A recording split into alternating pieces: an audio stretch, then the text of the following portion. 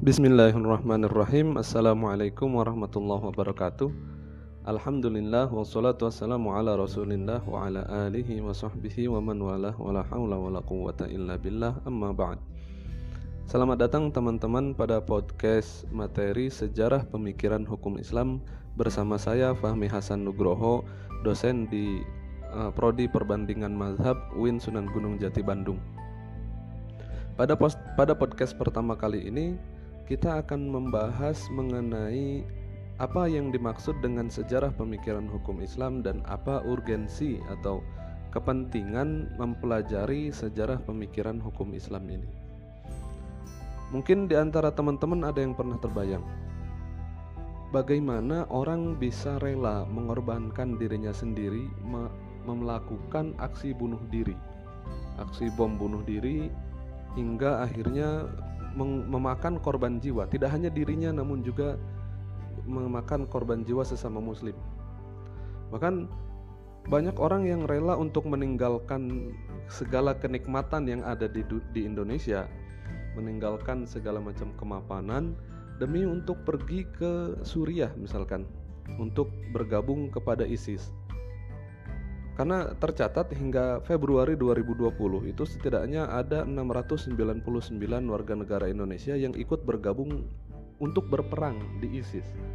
Nggak cuma laki-laki tapi juga perempuan, bahkan anak kecil yang dibawa oleh orang tuanya. Nah, dan kini seiring dengan kekalahan ISIS dalam pertempurannya, nasib mereka kan tidak jelas. Bagaimana kondisi mereka? Tidak seperti apa yang diiming-imingkan ketika pertama kali mereka berangkat.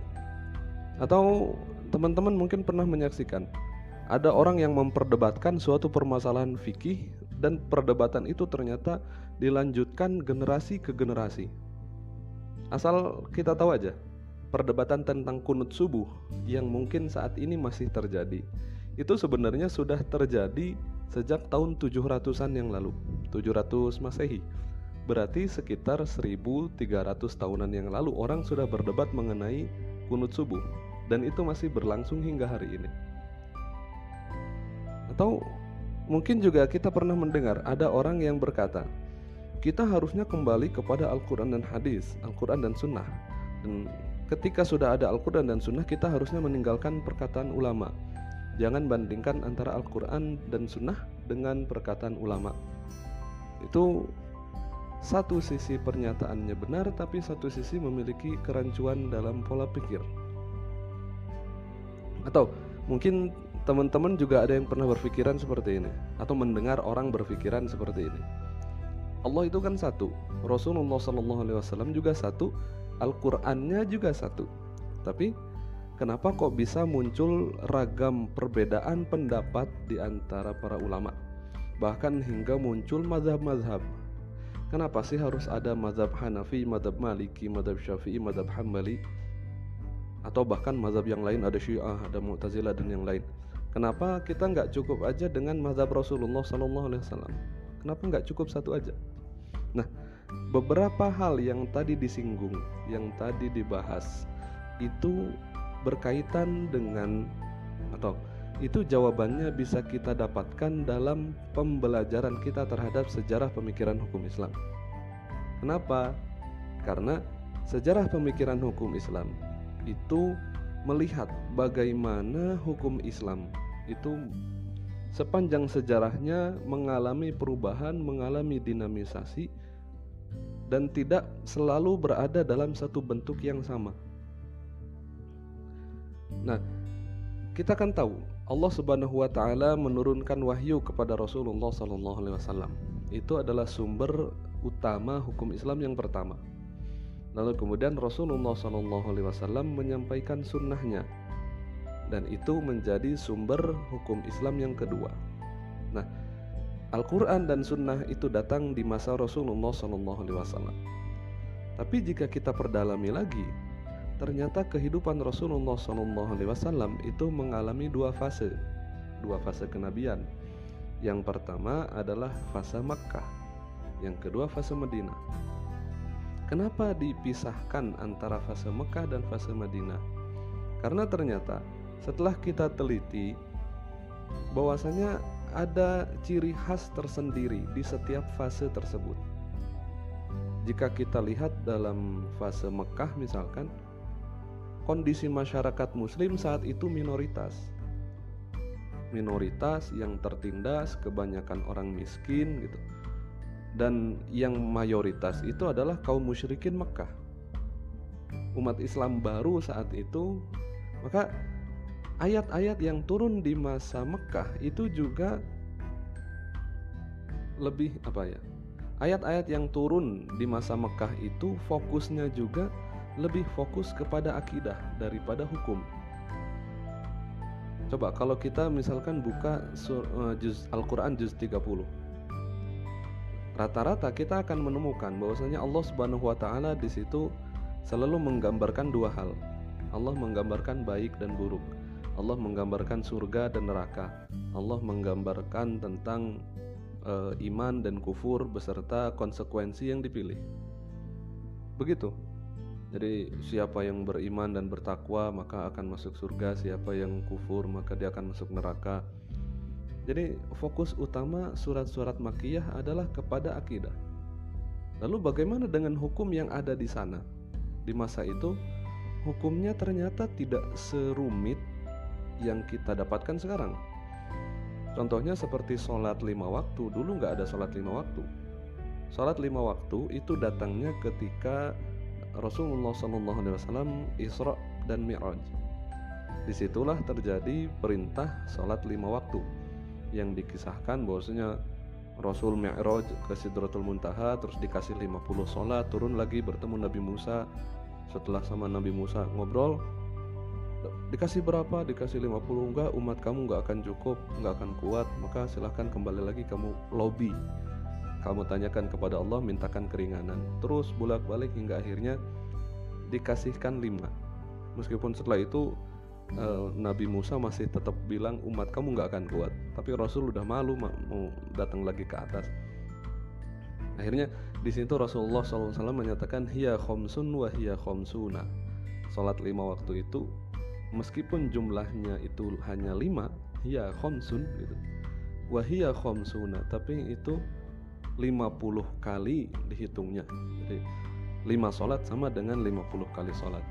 Nah, jadi di Mekah dulu kan, ketika di masa Mekah, Isra Mi'raj itu kan baru terjadi di akhir-akhir ketika istri Rasulullah SAW wafat, terus kemudian paman beliau wafat. Akhirnya beliau Isra Mi'raj.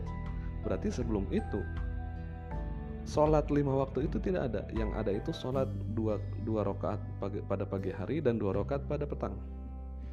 Terus aturan zakat. Aturan zakat tidak serumit aturan zakat sekarang. Bagi teman-teman yang sudah mempelajari fikih zakat pasti akan bingung ketika ukuran zakatnya kambing misalkan 40 kambing maka 1, terus 80 dan sebagainya. Begitu juga dengan unta umur sekian ribet. Tapi ketika di fase Mekah yang namanya zakat itu pokoknya ngasih. Karena tujuan utama adanya zakat di fase Mekah, yang penting umat Islam itu mulai mendermakan hartanya. Hingga akhirnya aturannya simpel, enggak terlalu rumit. Aturan jihad juga belum ada. Maka ketika Rasulullah SAW ditindas, ya sudah menerima saja. Aturan jihad, hukum jihad baru muncul ketika 2 Hijriyah. Saat itu terjadi perang Badar, perang pertama kali antara umat Islam dengan musyrikin Makkah. Nah, itu tadi fase Makkah.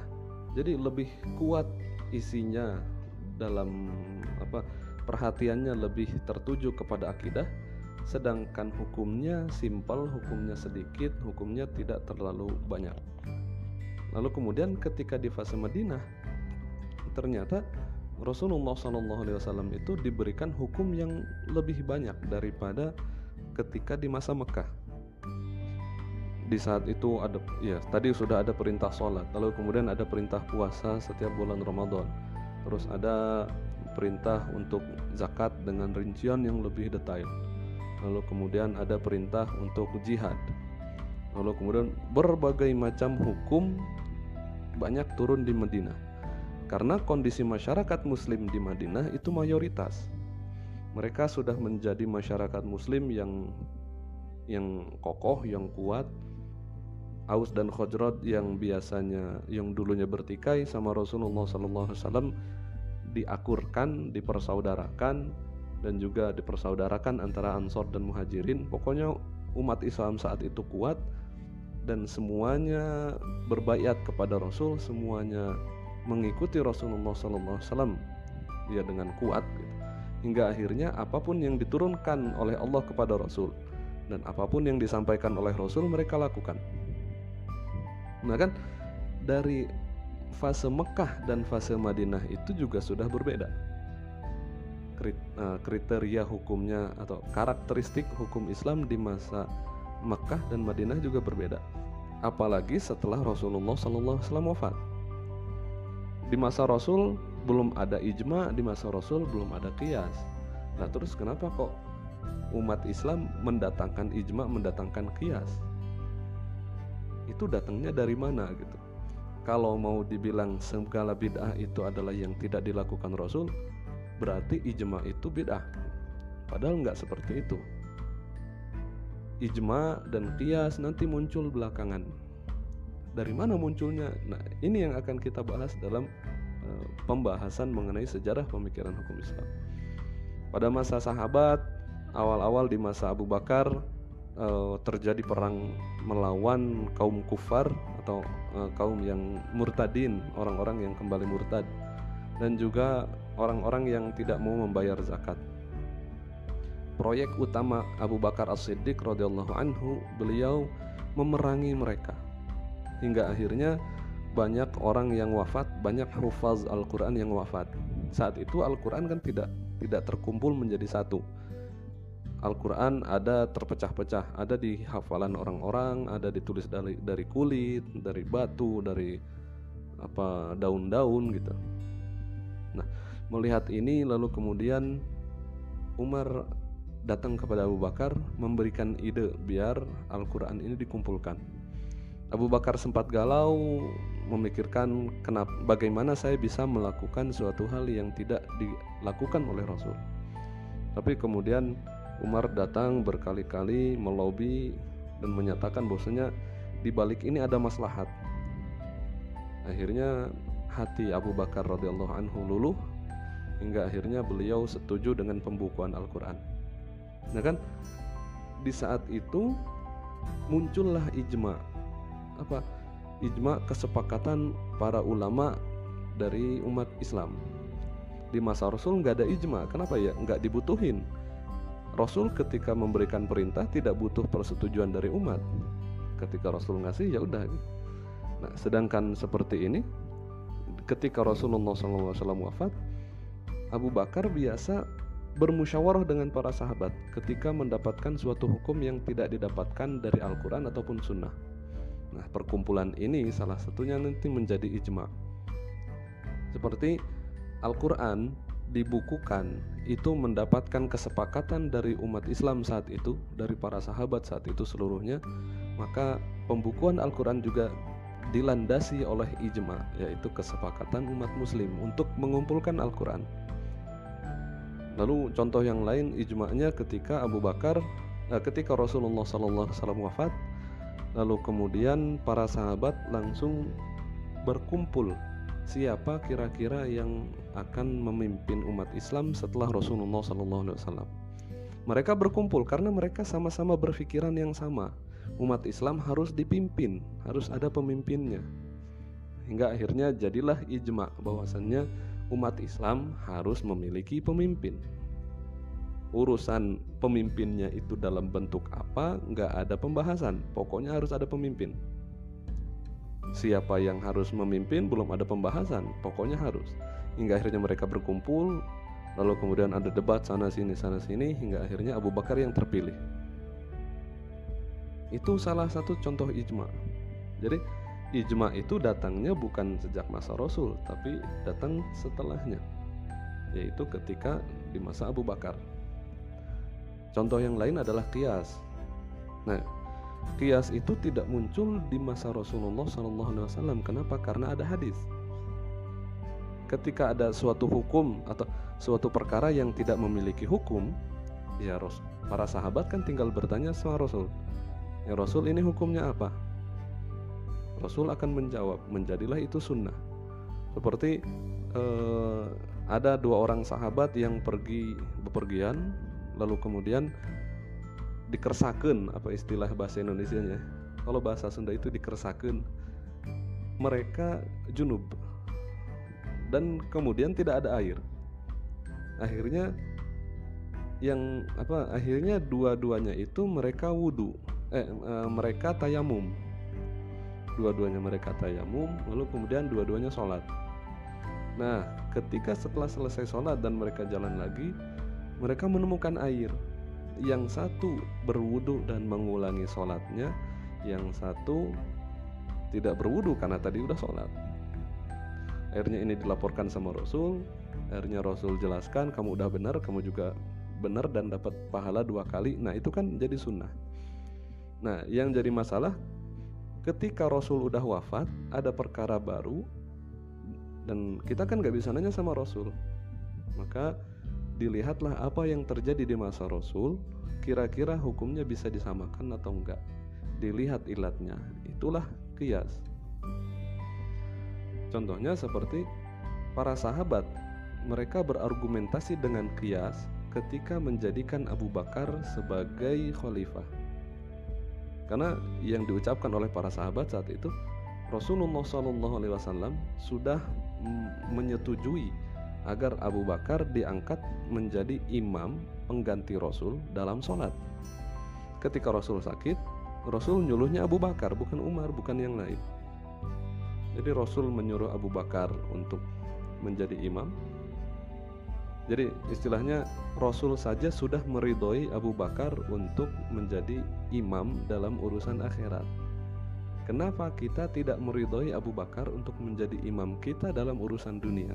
Kira-kira gitu yang mereka ucapkan. Akhirnya ya dengan pertimbangan-pertimbangan yang lain, tapi salah satunya itu mereka akhirnya menyepakati Abu Bakar menjadi khalifah. Itu salah satu contoh dari qiyas yang pertama kali muncul. Meskipun di kemudian hari qiyas ini mengalami pembahasan lebih dalam, dimatangkan lagi konsep qiyasnya oleh aliran Abu Hanifah dan lalu kemudian lebih dimatangkan lagi oleh Imam Syafi'i dalam kitab Ar-Risalah. Nah, jadi dengan penggambaran sedikit aja tadi dari masa Rasul hingga akhirnya masa Abu Bakar, kita tahu bahwasanya sumber hukum Islam ada Al-Quran, ada Sunnah. Selain Al-Quran dan Sunnah, di kemudian harinya muncul ijma dan juga muncul qiyas. Nah, setelah kita membahas lagi lebih dalam, ternyata kita mendapatkan hal-hal yang di kemudian hari ini menjadi landasan syariat. Ada yang dikenal dengan maslahat, ada yang dikenal dengan sadud syariah, ada yang dikenal dengan ini. Bagaimana hal-hal itu muncul? Itu sumber syariat itu muncul, bagaimana ceritanya? Itu yang akan kita bahas dalam pembahasan ini. Nah, dalam pembahasan sejarah hukum Islam, kita nanti akan membahas tadi perkembangan hukum Islam dari sejak zaman Rasulullah SAW mendapatkan wahyu dengan 2 fase itu, fase Mekah Madinah, sampai hukum Islam yang ada di hadapan kita hari ini, yaitu ketika hukum fikih dimasukkan ke dalam undang-undang, dan ternyata kita lihat tidak semua hukum fikih masuk ke dalam undang-undang. Ada hukum fikih yang isinya 100% dimasukkan ke dalam undang-undang meski dengan redaksi yang berbeda, dengan pengembangan. Contohnya hukum-hukum pernikahan, hukum-hukum kewarisan itu dimasukkan ke dalam undang-undang. Khususnya yang digunakan adalah kompilasi hukum Islam. Tapi ada juga hukum fikih yang diambil ruhnya saja atau materinya saja, lalu kemudian dikembangkan lebih luas lagi. Contohnya seperti undang-undang zakat, undang-undang wakaf dan sebagainya. Ada yang hanya diambil ruhnya saja. Ruh dari syariat itu kan jalbul manfaah wa daf'ul madarrah. Meskipun dari tema fikihnya nggak terlalu detail, tapi kemudian ini diambil menjadi undang-undang. Contohnya yang pernah saya dengar ketika kuliah dulu dari Profesor Sayyid Agil Munawar ketika beliau menjadi Menteri Agama di zaman Megawati kalau tidak salah. Nah, beliau cerita di kelas itu, dulu beliau mengusahakan untuk goal undang-undang perlindungan anak. Tapi karena beliau Menteri Agama, akhirnya draft itu nggak dimajukan lewat Kementerian Agama, tapi lewat Kementerian Perempuan. Nah, undang-undang perlindungan anak itu kan ruhnya adalah ruh fikih. Karena dalam fikih di situ ada pembahasan tentang haudonah, ada pembahasan tentang nafkah, ada pembahasan tentang nasab dan sebagainya. Nah, dari ruh itu lalu kemudian dijadikanlah suatu undang-undang. Jadi yang akan kita bahas dalam seri podcast ini adalah tentang perkembangan hukum Islam dari zaman Rasul sampai hari ini. Jadi saya akan merencanakan membuat podcast ini sebanyak 14 podcast. Yang pertama ini adalah pengenalan tentang materi ini, lalu kemudian nanti podcast kedua hingga podcast ke-8 akan membahas mengenai perkembangan hukum Islamnya dari masa klasik, yaitu zaman Rasul, lalu kemudian zaman sahabat, lalu kemudian zaman tabi'in, lalu kemudian di zaman munculnya imam-imam mazhab, lalu kemudian apa yang terjadi setelah imam mazhab itu. Nah, setelah pertemuan itu, lalu kemudian saya akan membahas mengenai pembukuan atau perubahan bentuk fikih ke dalam undang-undang. Bagaimana sejarahnya fikih itu dijadikan undang-undang. Tidak hanya di masa sekarang, tapi juga sejak zaman para khalifah dulu.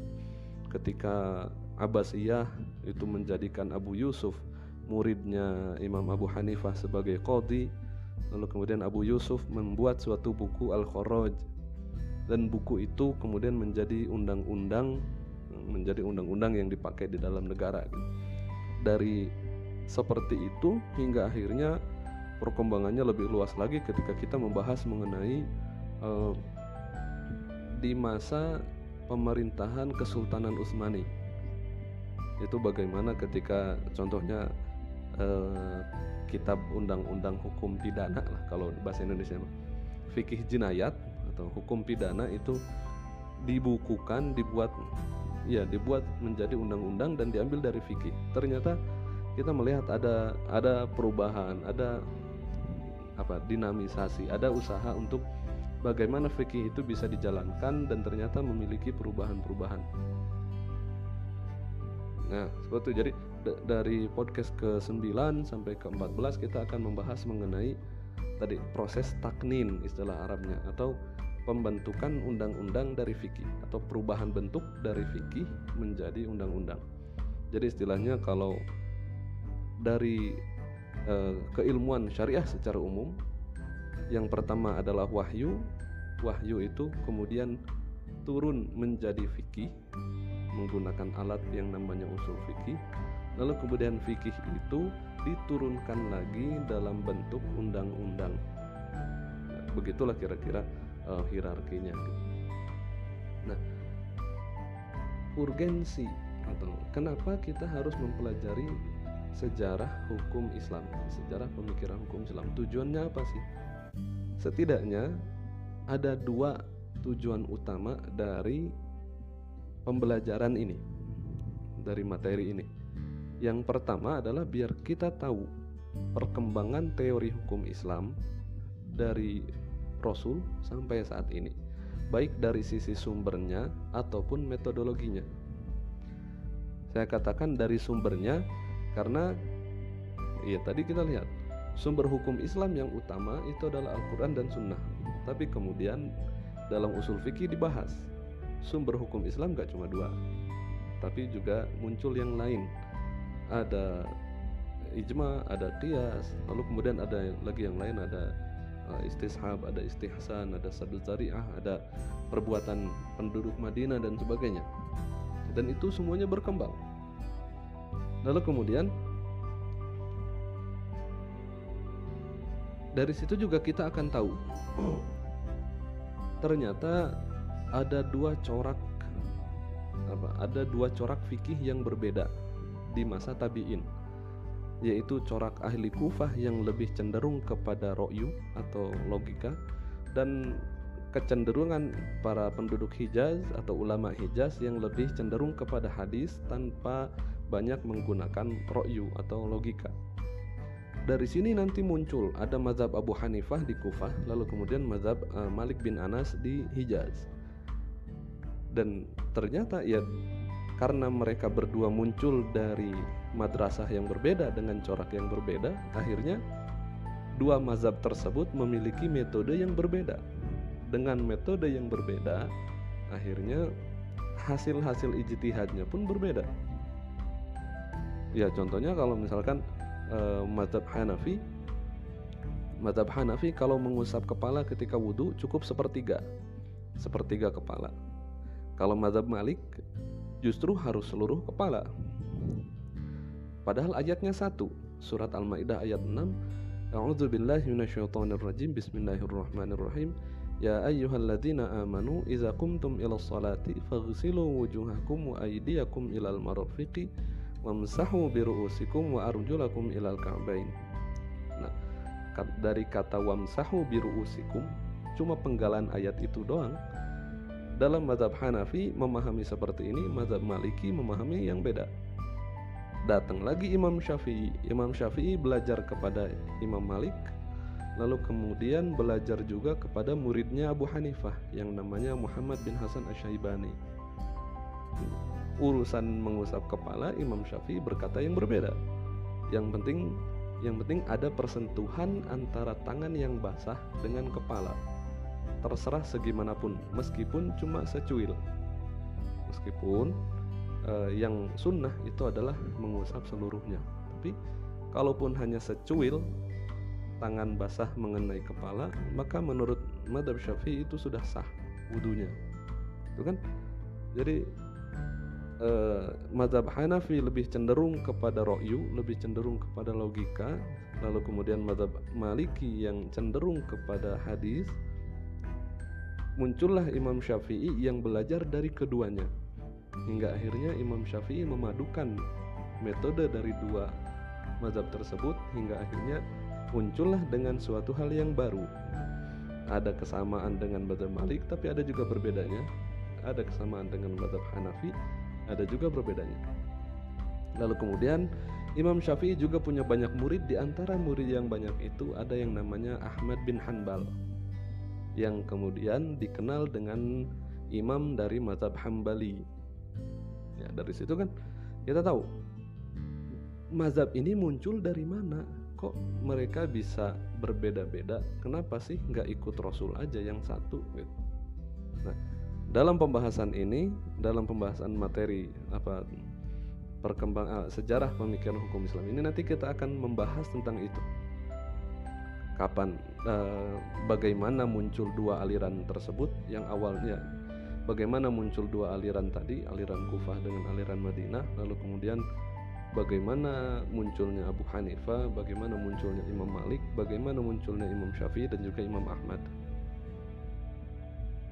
Nah, lalu kemudian fungsi atau urgensi yang kedua dari mempelajari sejarah pemikiran hukum Islam itu adalah untuk melihat praktik pelaksanaan hukum Islam sepanjang sejarah.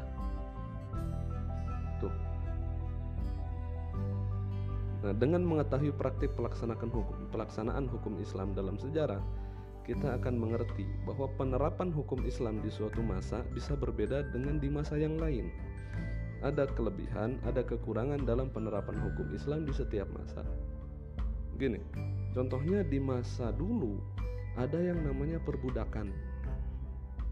Jadi dalam aturan hukum klasik dulu itu, daerah atau pasukan atau wilayah yang dikuasai itu semuanya menjadi kekuasaan pihak yang menyerang.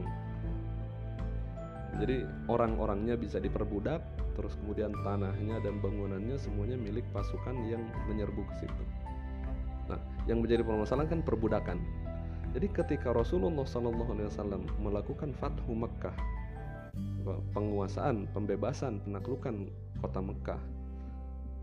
Secara hukum yang berlaku pada saat itu, semua orang Mekah, tanahnya dan bangunannya itu semuanya milik Rasul.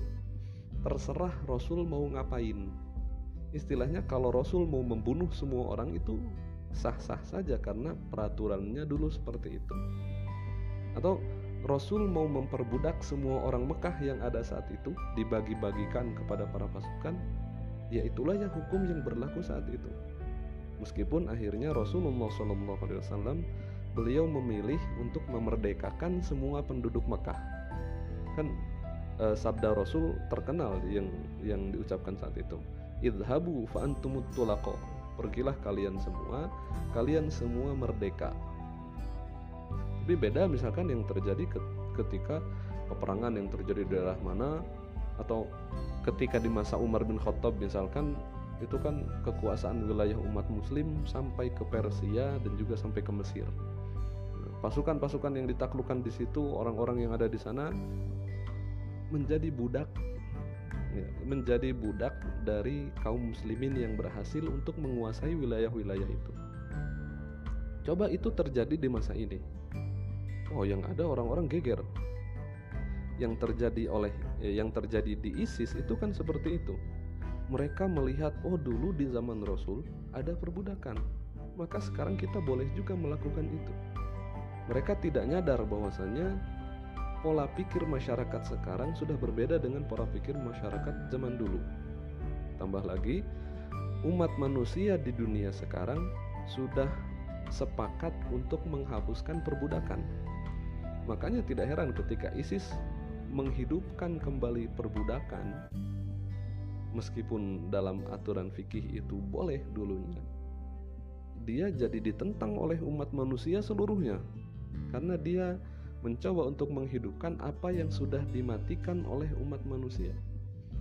Padahal Islam sendiri pun tujuan utama itu adalah memerdekakan manusia dari perbudakan. Makanya dalam Islam berbagai macam hukum itu hukumannya, ya, berbagai pelanggaran hukumannya itu ada hukuman memerdekakan budak. Karena Islam ingin memerdekakan budak, meskipun tidak bisa langsung karena perbudakan sudah menjadi budaya manusia saat itu. Nah, jadi seperti ini. Fungsi yang kedua tadi saya bilang untuk mengetahui bagaimana praktik pelaksanaan hukum Islam di setiap masa. Kita mempelajari bagaimana seorang khalifah itu, teorinya khalifah itu kan harus berkuasa, dia harus memiliki segalanya, dia yang memegang keputusan tentang keuangan negara, dia yang memegang keputusan tentang perang atau enggak, di tangan dia pasukan itu bergerak gitu. Dia yang memiliki kekuasaan penuh atas negara. Teorinya kan seperti itu. Tapi ternyata praktiknya tidak selalu seperti itu. Di zaman akhir zaman Abbasiyah itu khalifah itu hanya sebagai boneka yang diangkat dan dijatuhkan oleh penguasa sah di situ, penguasa de facto gitu. Jadi kita tahu cerita tentang Baghdad itu hancur. Setelah Baghdad hancur, ternyata khilafah Abbasiyah itu masih berjalan. Di mana? Di Mesir. Tapi khalifah saat itu hanya sebagai simbol yang dihormati oleh umat muslim.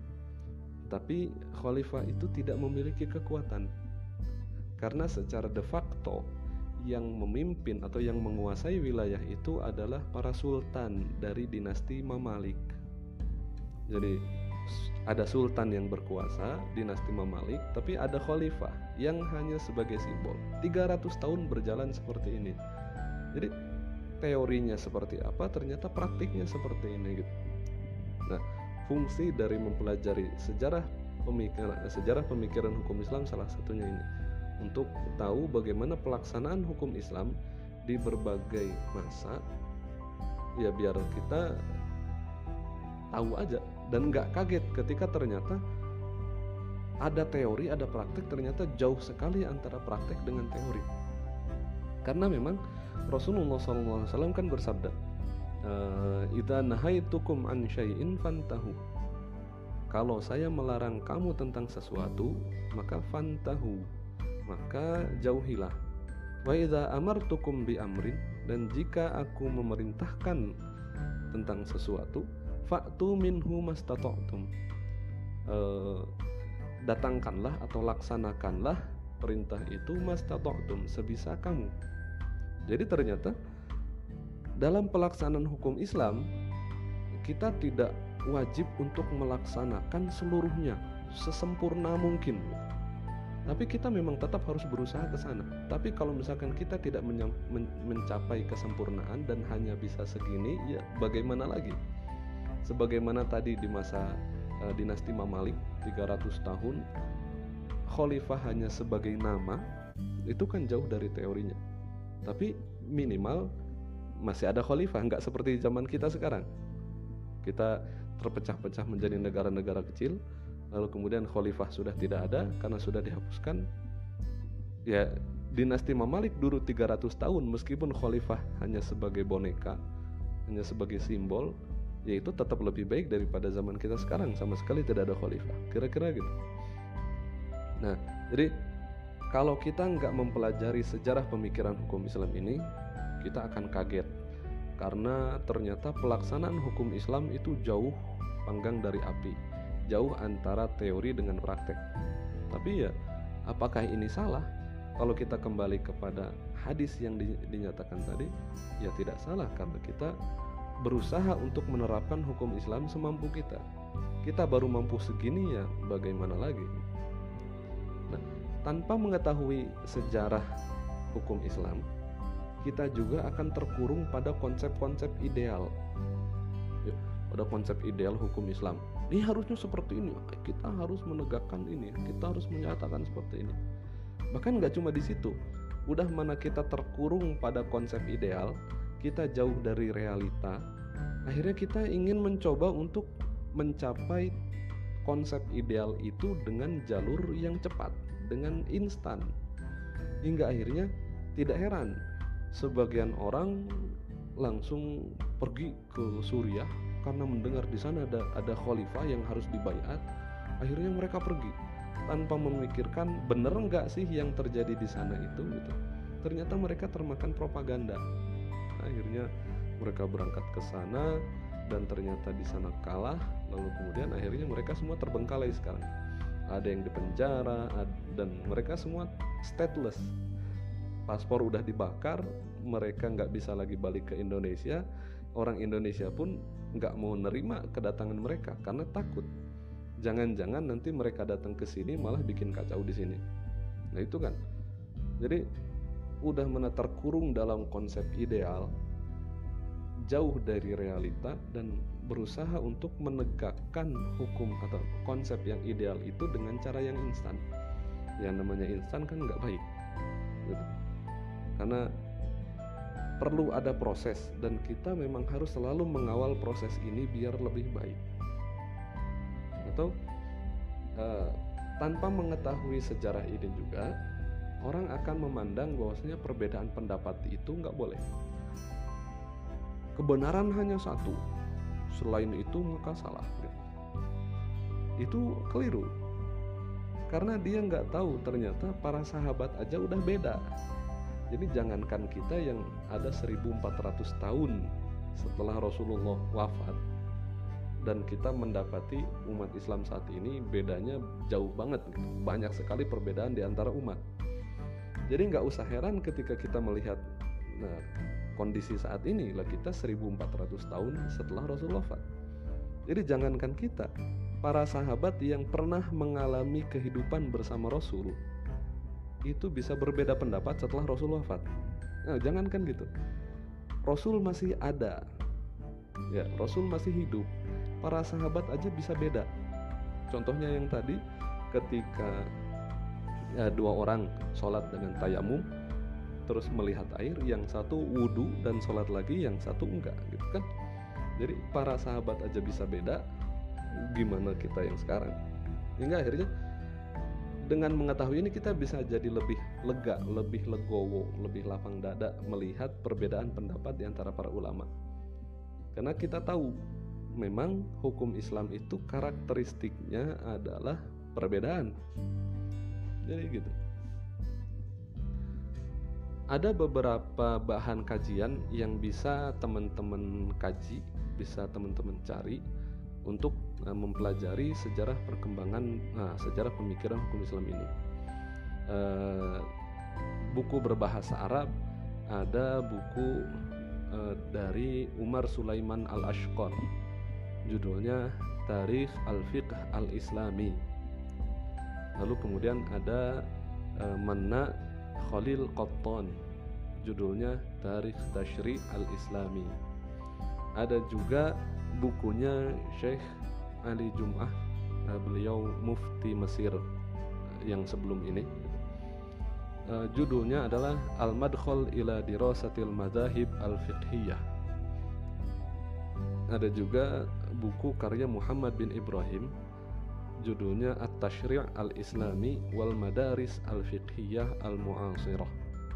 Itu buku-buku di antara buku-buku berbahasa Arab yang bisa menjadi bahan kajian teman-teman untuk memperdalami tema ini.